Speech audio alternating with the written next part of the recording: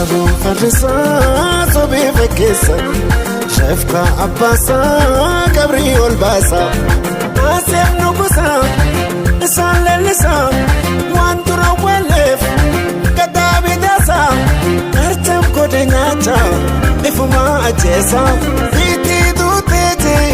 Min manar chasa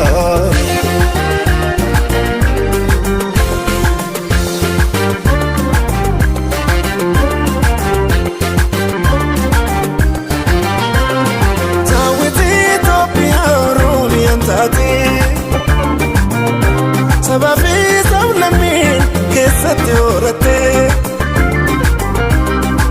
Diwal katuman matawal kabate Shalalaf kamachun galuman jirate Hordofton nugusa Hordofton niyase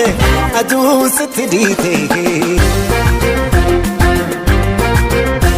Achale chasafo Gutatu adule Yabdi saka Kamfaranji lole Dira huyati ki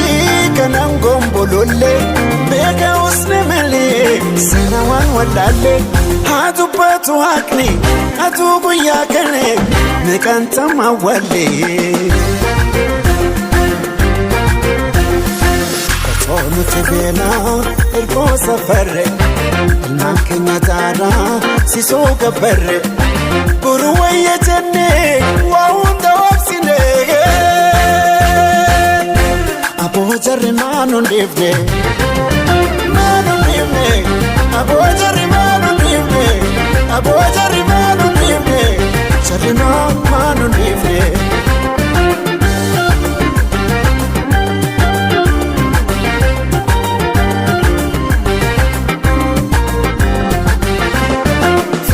Farisa sobe fekesa Shefka Abbasa Gabriel Basa Asem nukusa Isan lelisa Wantura walef Kadabi dasa Kartam kode nyacha Ifuma ajesa Viti dutete Min manar chasa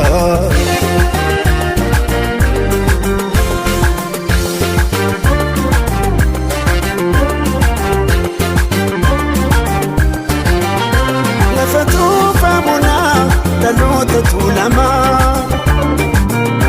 Mukana beretu Munte urumuma San Afrika mera San Ethiopia Sabab sam lamota Nakatoto kuma Tankesa jiratan Kaiti gamadin Ekachun dirkama Warhibu mbene Uduga tamale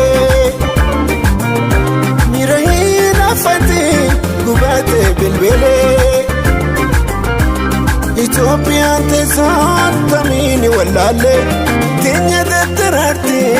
Akka warti ifte Akka adubati Ifte wala kifte Afrika bon sifte Katonu tibena Irko safare Ilman Kenya tara Siso gabare Buruwaye jenne Waunda wapsine Abo jarri manu livne Manu livne Abo jarri manu livne Abo jarri